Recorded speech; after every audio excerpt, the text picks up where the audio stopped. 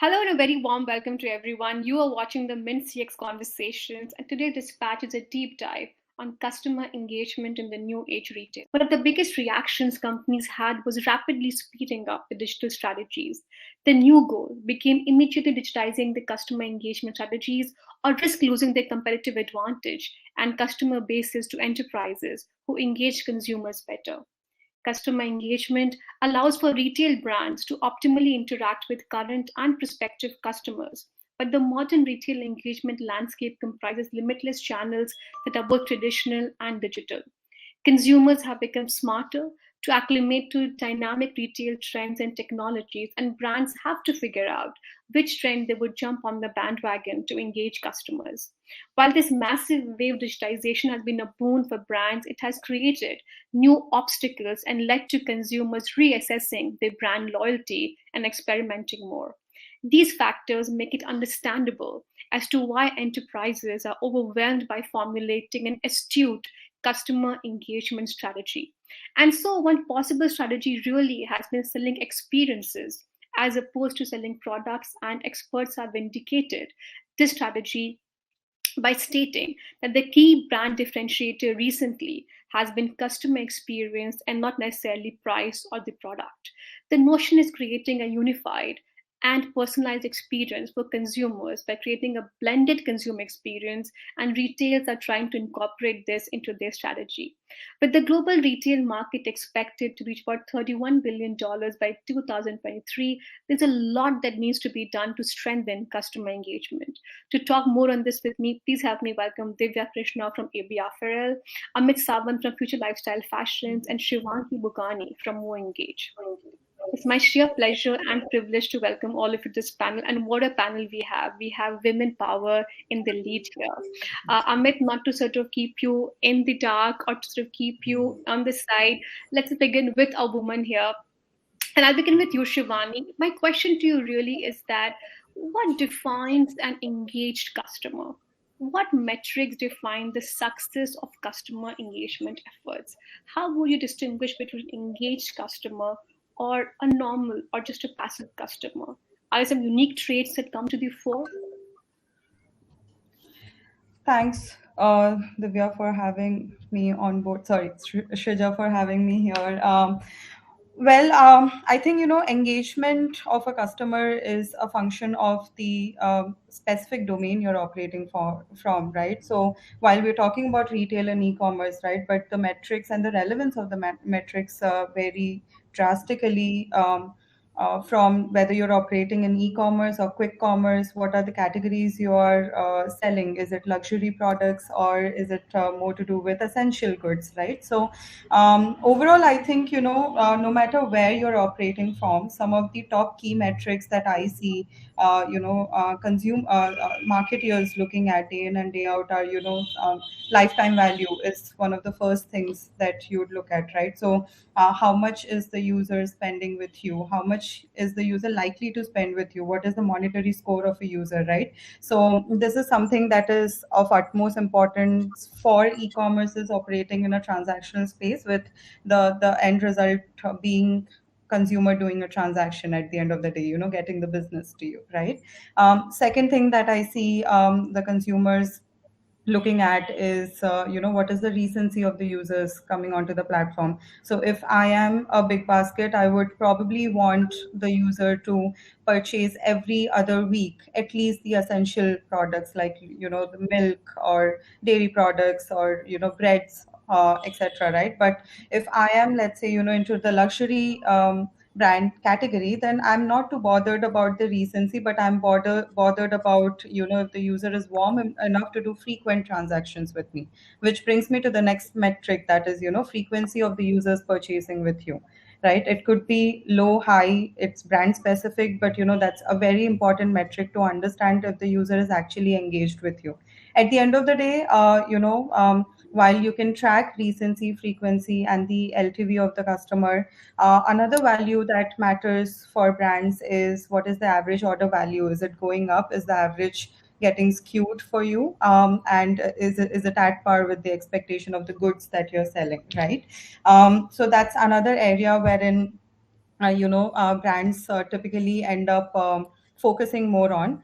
But one of the most important metric that the brands, especially who are trying to deal with O2O challenges, going offline to online, right, should look at and are increasingly looking at with the increasing awareness post pandemic is retention, right? So I mean, retention is a function of a lot of these metrics that I just mentioned, but you could acquire as many users as you like to get that instant hit or surge in the users on your app or your website, but it's of no use if you're not able to keep them engaged, warm, or keep them coming back onto your app for more, right, at the end of the day, or back onto your website for more, right? So retention is one of the most important metrics that brands have started looking at to define or categorize a user as an engaged customer at the end of the day. Thanks for that, Shivangi. I want to come to you now, Amit. Some interesting points made by her in terms of lifetime value, in terms of the fact that the retention post COVID has really become an important metric to gauge and almost for all partners. And talking really from a sales perspective, and she's leading sales for more engaged in India and APAC from that perspective. I want to bring you in, Amit, from somebody who could be her potential client or is her existing partner. I want to understand from you that basic question, let's begin from the beginning, is that how has the consumer differed? How is the post-COVID consumer different from the pre-COVID consumer? What really has changed in the minds of the consumer? Yeah, thanks, Ria, for this question. And rather, I was also going to go and start from the initiation. Let's define what is called retail customer engagement. Okay, retail customer engagement in an MBA definition is very simple. Various ways a retail brand looks at engaging with its current customers, its lapsed customers, and its prospective customers using various channels, whether it be traditional or whether it be the digital channels which are there. And that is what is defined as retail customer engagement in a theory basis. But theory and practice is completely different. It gets too complex as we get into the practice mode. The modern, if we say right now, we are into the modern age of the retail, even in India. Here the landscape is so varying and so changing. As you rightly said, the pandemic has changed the landscape a lot. And here is where the expertise comes into the picture of how do you use certain mediums, whether it be traditional or whether it be digital, to engage with the customers which is there. Pandemic has clearly created a lot of cohorts of customers for us. A traditional customer, a customer who wants to engage with the brand, where he intends that the brand questions him, interacts with him, gets along with him, and completes his overall customer journey. And there are certain customers also who are there who don't want to be disturbed. They have started living a life where they want to be in their own space, and they believe that they are the ones who are defining their own ecosystem which is there. So that is another cohort that needs to be taken care of. So pandemic has actually made this whole customer engagement thing a little more complicated. So earlier, I come from a brick and mortar space, so we had a very well defined tool which was store retail management. Like you have a SRM compared to a CRM, which is there. And now suddenly the CRM has taken over because it is from the back end, and at the head office, what we are doing is defining what is supposed to happen at the stores, because we're expecting the customer walk-ins to be going back to normalcy. That's how the sales recovery will come through, and things like that. So if you're asking me, as a simple one-line answer, what has changed? A lot has changed in this pandemic. Okay, there are various strategies that are required to engage with this customer in a more fulfilling way, and that is where we require a certain expertise viewpoints to make things happen. That was pretty insightful. Thanks for that, Amit. A lot of interesting ideas came to the fore here. You spoke about the fact that the CRM has again come to the fore instead of the SRM, and rightly so, because everybody is trying to get their foot force, perhaps in the pre-COVID era. Perhaps we'd get into that situation sooner. And very interesting point he used that the customer engagement has definitely become more complicated post COVID. I want to sort of get you in, Divya, here. That what really are some of the noteworthy trends that you see in the retail and lifestyle segments as we talk about the consumer behavior? Sure. Thank you, Shrija. And again, hello to everyone. I'm very happy that I'm part of this panel and amazing insights by Shivangi and Amit, which has really stated it so clearly that this phygital world where we are kind of balancing between the physical and the digital, because all our lives are now trying to figure out a balance between the physical part, whether it is on our personal or professional, or say as a shopping experience, and the digital part. So if you ask about the trends, I think everybody should agree with me that suddenly the me in all of us have come into focus, because this pandemic has really brought all of us on one ground where everybody says that nothing matters more than health, nothing matters more than wellness, where it is physical or digital. And being part of AB Apparel, which is primarily in apparel, we got a huge setback because you were not going anywhere. Nobody was seeing you. Even if you're on video calls, let's be honest, we will dress up half and we can just wear what we wish to wear in the bottom. And those kind of things have really changed the dynamics of all the shoppers. People would buy things which will make their home smart, which will make them smart. And they on a very conscious, we became, I think, part of a very conscious consumerism in this pandemic, because people really became extremely conscious on what they're spending. So a lot of people came up with a huge saving. We must say that in India we never had that culture of going trekking or camping. We always used to go and splurge in shopping. We used to go splurge in cinema, in outing, and all of that stuff, right? So all of that somewhere came indoor. People became really conscious on their physical wellness.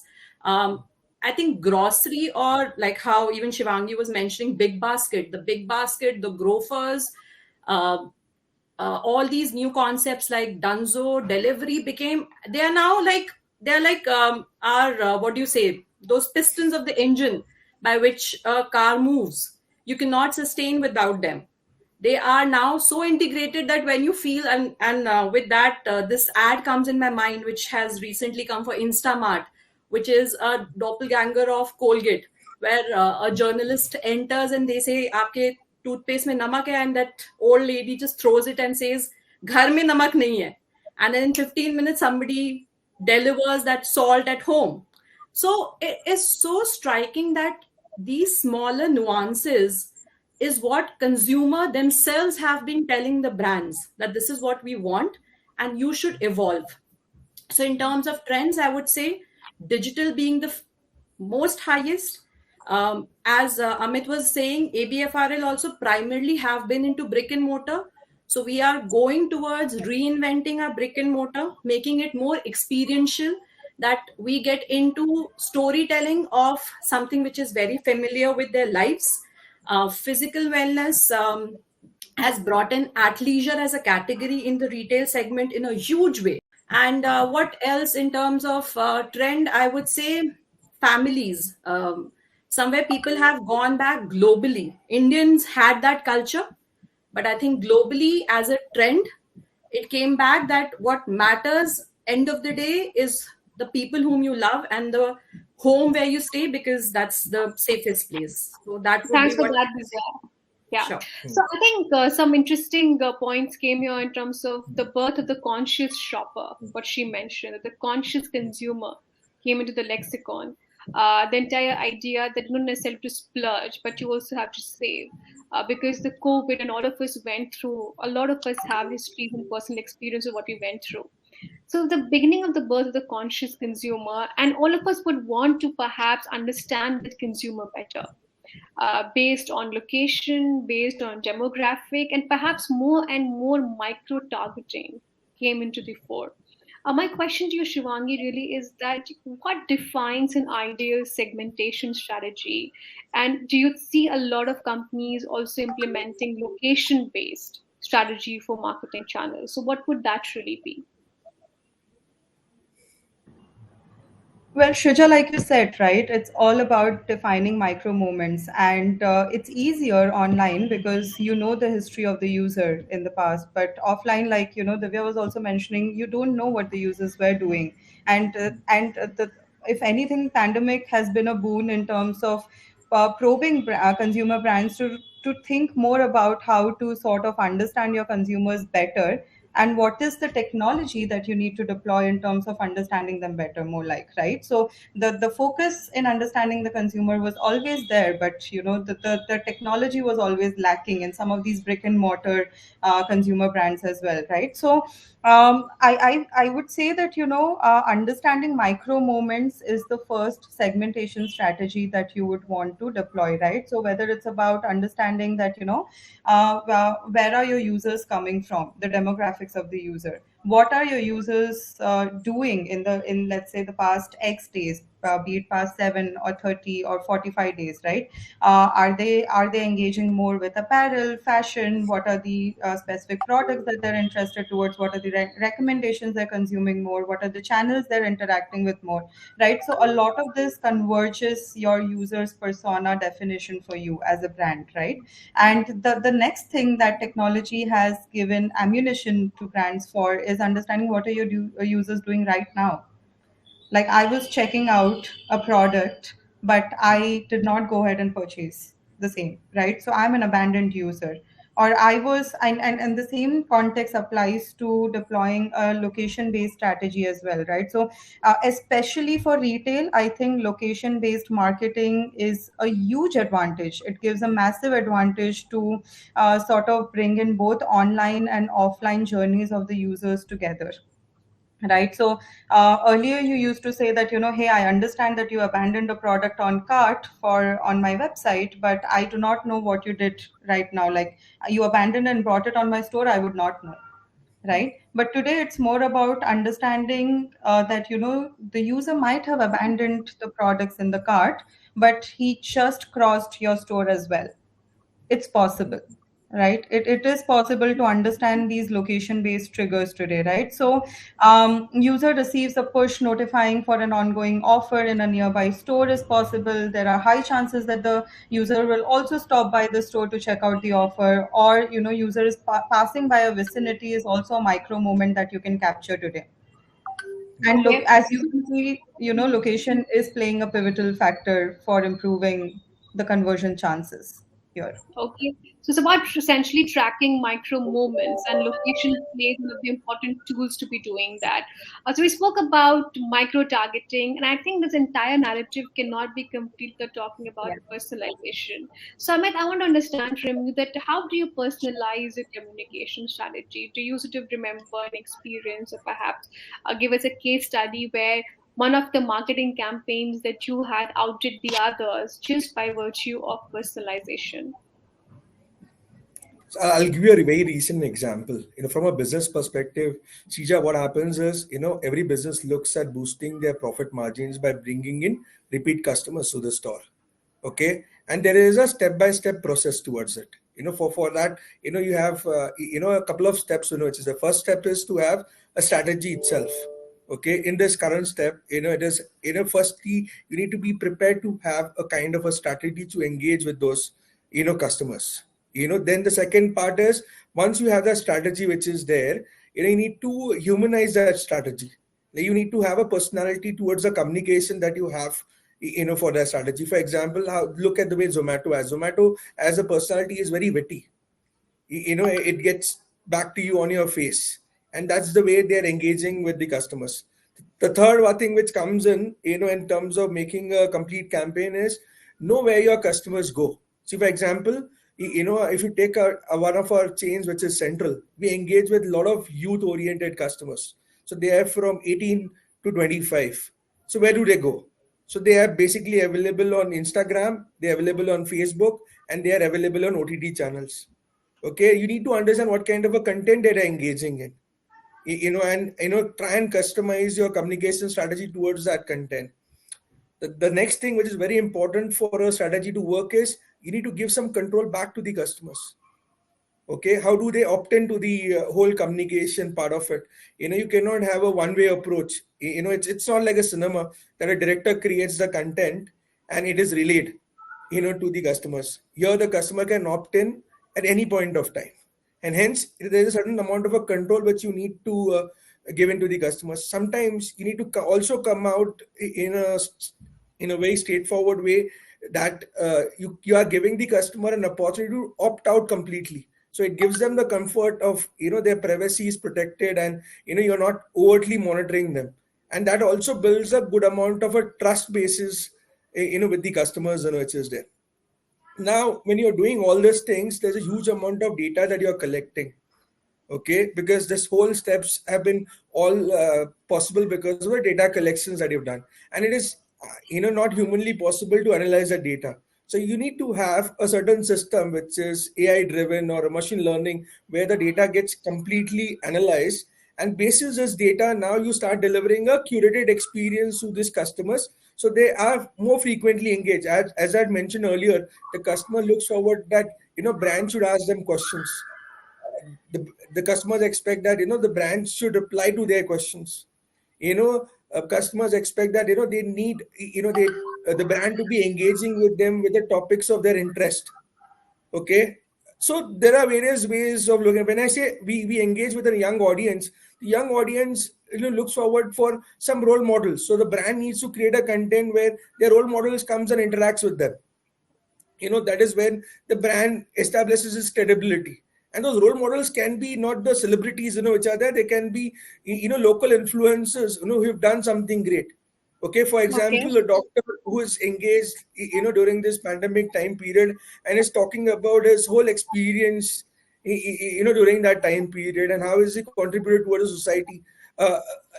An eco expert who has contributed towards the ecology during this whole time period, and somebody explains that how this lockdown was able to create an environment harmony even for a shorter period through that. So that becomes a part of the delivering of a curated experience which is there. We being a brick and mortar space, we also need to revitalize certain customer engagements inside the store. So typically in retail, what happens is you need to engage with the customer to do a little higher amount of sale. But this pandemic also told you that you need to step back a little bit. So you need to create two scope of people in a place where you can allow the customers to be engaged with the fashion consultants, or a place where you say this is a do not disturb area, the customer is on its own, and you need to also give them a feeling that every time this high engagement customer zone are getting sanitized, they are wiped out. It is not just for a Mhm. show, but it is actually done in terms of a protection towards them, the Some, staff. I And then understood this. Yeah, and you gave when it examples. comes to the other thing is also about blending the digital and the physical communication. You need to be Okay. common on both the part of it. So overall what I say is that it's we are looking at enhancing the customer experience by providing an exceptional service, or delivering them one of a kind of an experience, or anticipating the customer needs. Some brands are able to do all three, and hence they are successful in what they are doing. And this is what we do as a part of our communication strategy when we plan our communication to our customers. Thanks for that, Amit. I like the bit about the fact that, anticipating the customer need. So I want to understand on that bit that, what role is essentially technology playing in your customer strategy, customer engagement strategy? Can you perhaps give us some sort of examples there, that what challenges have you had, and do you think that some of these platforms have actually helped you overcome that? And I'll again then spend some time with Divya on that same question. Sure. See, traditionally we were a brick and mortar space, and suddenly the pandemic locked our stores out. We had to be in the business to to be in the business, and we had to develop a sudden knee-jerk kind of a strategy for being in the online space. Okay, again, it's a specialized talent, which is required to understand that space. A usual traditional brain cannot understand the online space immediately, so we had to unlearn what we had learned and work upon that. So we but at the same time we worked upon our strengths. One of our key strategies which we went was like Central is very famous for its promotions and its offerings which is there. So we came up with a campaign where we tried and be a little witty, saying like Central gone mental. So you get crazy bonker offers, online, where the whole offering which you're buying can be complimentary, and that was one way of engaging and distinguishing ourselves against the competition which was there. We came up with the idea of a 2-hour delivery. Okay. So that was something which was completely different, and we were using our stores, from a back end as our warehouses, where we were trying to cater to a primary catchment of 2 to 3 kilometers, and we were able to find that product and get it back to them. Yes, we had some technical difficulties, but it was a mode of a learning for us, and that's how we were looking at distinguishing ourselves completely at the day one, and we were fairly successful in doing that. Thanks for that, Amit. Some very candid revelations here that we had to unlearn what we had learned and not to really apply the brick and mortar lens to things, because the pandemic taught us a lot of new things. And you also said that the brick and mortar mind could not understand the new reality of the digital world. But you also doubled down on your strengths, such as giving offers, and also had new ideas like 2-hour deliveries. The same question to you, Divya, and taking it further from what Amit just mentioned, that we're really trying to understand what role does technology play when you devise customer engagement strategy at your organization, and challenges that you have faced, and do you think digital platforms really help you plug those gaps? Sure, Srija. So to answer the question which you just asked, so Van using Innowear, for the first time ever, we have done a OTT ATL campaign. Now, earlier in the pre-pandemic, the ATL used to be that you have ads running on the television, you have hoardings across. It becomes kind of a 360-degree, as even Amit was mentioning, that what you can see at all platforms. But that also actually has got reinvented now. And we have reached out, as even Shivangi and Amit were mentioning, like figuring the demographic, that where we know that as of now, 34 and above, and say like a 40 and like 40 or 45 plus, are splurging more when it comes to certain premium products, because I think people in between of 30s and 40s are kind of trying to sustain both the other sides, either the dependence or their or not got into the arrived mode. So now what we have figured is that the OTT platforms, your social media, as Amit was saying, the influencer segmentations have really turned around, and somewhere even got our budgets down, because it still doesn't need that kind of investment, and it reaches to far more broader customer segment, because people are, even if they don't have anything, they would be swiping up and down. And how Shivangi was mentioning about that, how you have left something in your cart, and it earlier used to kind of tell you, and then it has also got reinvented now. This reminded me again of the Social Dilemma documentary, which is there on Netflix, where they tell you that the Target store actually got to know that a girl got pregnant before her mother. How? Because she was basically trying to look for some supplements or some other things online, and Target actually suggested all of that to her. And it was later that the family got to know about it. So that is what technology is doing currently.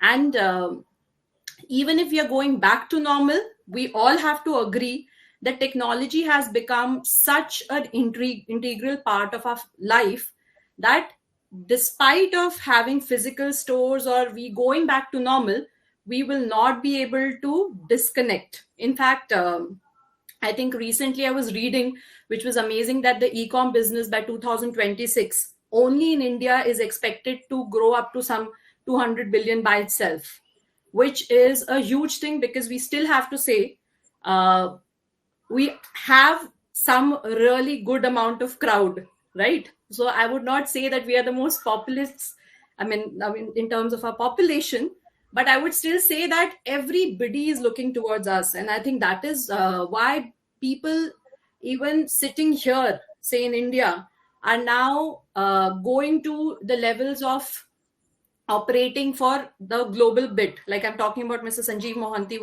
who has just been announced as the global head for Levi's, who's pretty much in India. So the understanding of our customers and India as a nation, I think, has an amazing spread of every bit. People, as how Amit was saying, somebody who wants to really splurge, really want to know, somebody who wants their own space. Um, I think technology and initiations which have been done online after a mindful data, because data has become the core of everyone now. All the companies know this, and I think Shivangi will definitely agree with me because she has so many clients on in her kitty. The company which has the data itself feels that they have, like, half the battle is won, because they will be able to reach out and they will be able to definitely have your possibility of profit or possibility of some kind of business getting turned in. So I would say that in terms of example, coming back to something which Aditya Birla Group has been many, starting say from your My Google business, where you don't have to do anything. You just go to them and you say that we have to geo target these particular stores. They would not just do it for, say, the 5 kilometer radius. It automatically gets to the entire bit. In the other way, for the other places, we still have to get data. So lot of success stories on that. I think for a lot of brands which are part of ABG Group, I would say would be the example which I would like to give. Thanks for that, Divya. I think some really sort of interesting insights came to the fore. Really talking about the fact that, how do you preempt the customer behavior through technology? And technology really sort of helps you do that. I think the last round of questioning, and Shani, let's just really sort of talk about that you saw a huge explosion, right? And post-COVID, digitization happened, e-commerce was stress tested to the hilt because ultimately they were catering to all our needs. And that essentially meant to a lot of network effects for platforms like Mo Engage also, right? Because you guys are in the business of providing solutions and insights to those people. So what were the key 3 or 4 challenges that came to the fore from these retailers' perspective, which you think were unique? And perhaps at Mo Engage also, you had to come up with solutions to those new unique ideas.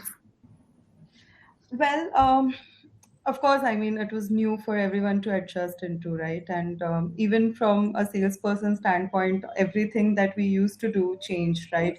How we used to solution things for our customers, how we used to, sort of conduct demos, etc. But the good thing is we had a mix of categories serving us, right? So when you talk about retail, right, we have customers like, Fresh to Home, Super Daily, Big Basket, that saw a huge boom, right? So there we had to sort of quickly scale up to handle the scale that they were managing, right? Almost everyone was transacting and ordering from Big Basket, at least in the metros out there. The platforms like GeoMart came to the forefront to serve the tier two of the India that way, right? So as a technology platform that enables communication strategy and analytics strategy for consumer brands at scale, we just had to manage the scale, and we are already built for personalization at scale, AI at scale kind of capabilities, right? So the only thing for us was not to build capabilities, but at the end of the day ensure that things are working at scale for them.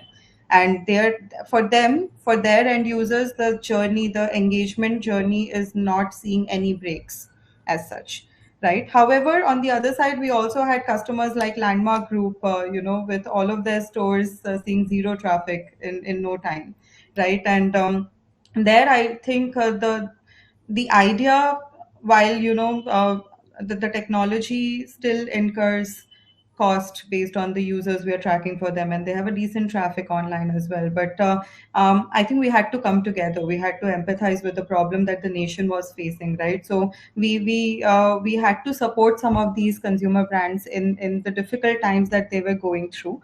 That was the first thing that we did proactively. We were very open to do that. And the second thing that we did was we deployed a consulting team to sort of understand what are some of the strategies that can double down on your online growth, right? So we co-planned a strategy, unique campaigns and use cases that starts talking about offers in stores. Landmark also launched something called as buddy program, which helps you, these in-store traffic navigate inside their stores itself, but it's an app driven technology, right? So they were also quick to adapt, right? And a lot of retail customers, I think D2C saw a boom, right? So a lot of these brands like, let's say, Kazo, Bath and Body Shop, Lakme, started exploring for new technology. So we were quick to deploy them on a technology that helps them quickly start engaging with their users, understanding their consumer behaviors better,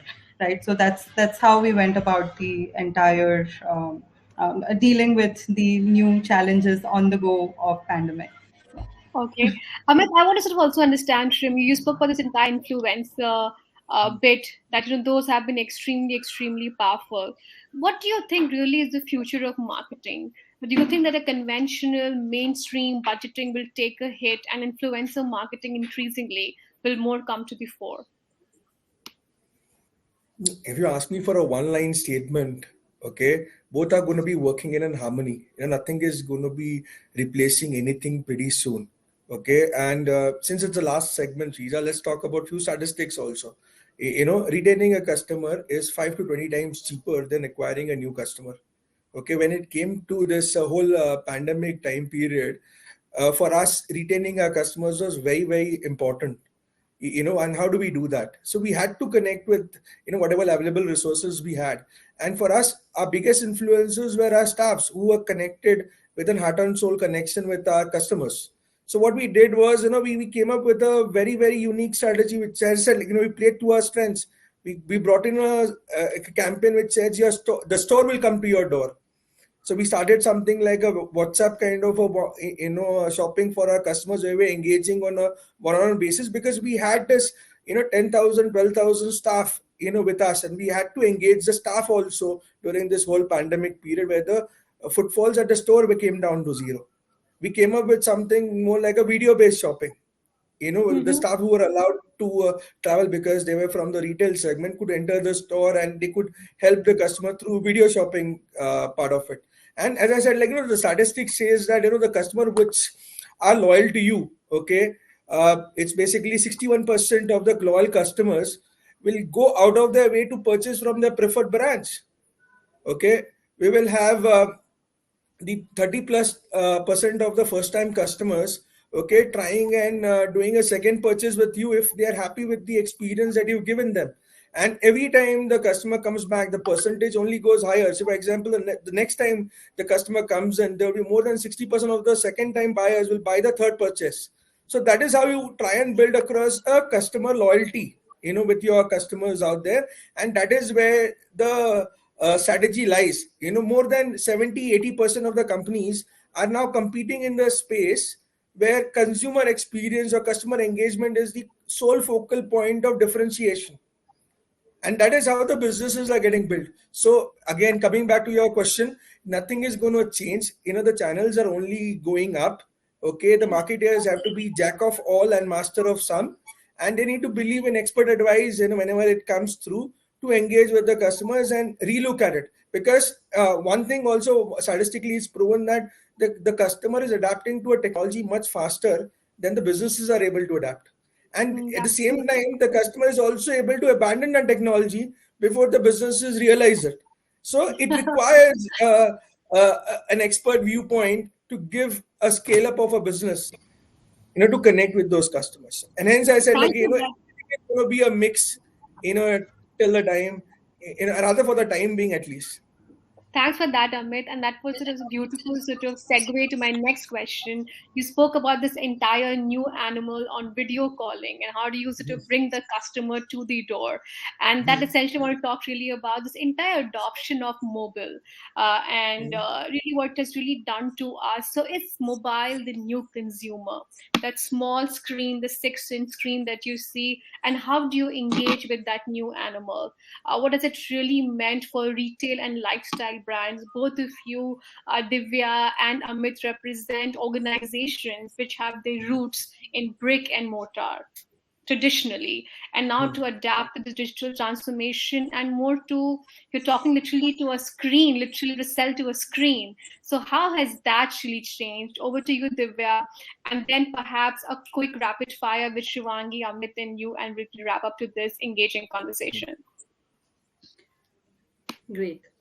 So yeah, I think there is no second thought that just sitting on the couch, you're not getting like sleep and scrolling up and down and buying something is like something which everybody would now like, rather than going and looking for parking and kind of then getting down, figuring out, because malls were pretty much closed for a very long time. And high street shopping, of course, flourished a little bit after pandemic, but still not to that glory.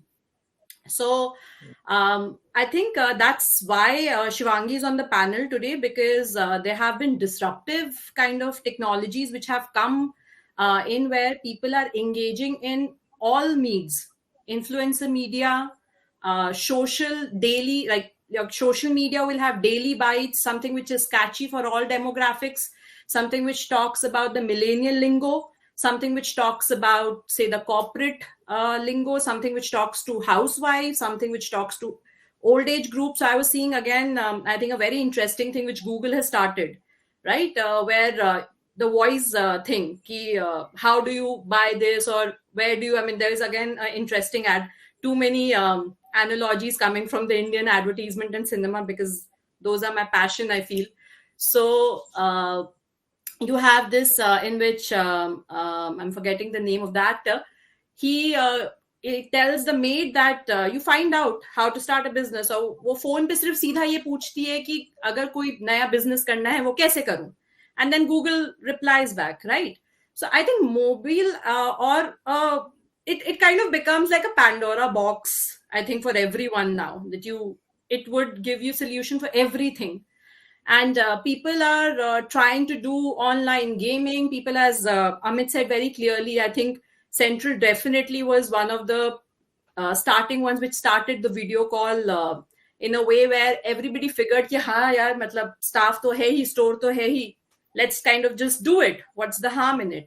The other thing which I think really picked up was all your pop-up stores, like the mobile vans, which people figured that the mall is closed, but you have the data of all the customers who are residing beside that mall. And you then map your customers who are staying in, say, gated society, especially in the metros I'm talking about. Of course, tier 2 and tier 3 cities work differently. But I think tier 2 and tier 3 has really shown us some amazing facts and statistics again in terms of how much they have increased in terms of brand awareness. Now, people sitting in a very small town, which you have to possibly, again, Google, would tell you that they would want a brand which a person at the metro is very loyal to, and possibly the first time buyer.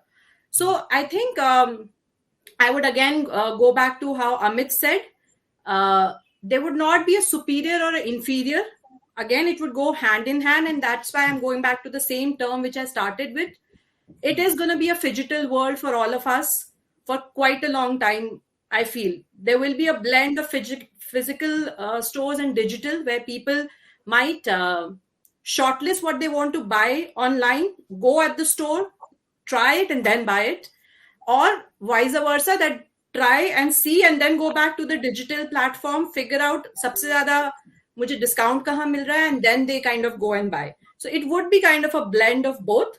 But yes, they are at par now. I don't think you can say that one has gone way too high and the one has kind of gone to a primitive age. So I think we should be in that blended environment now.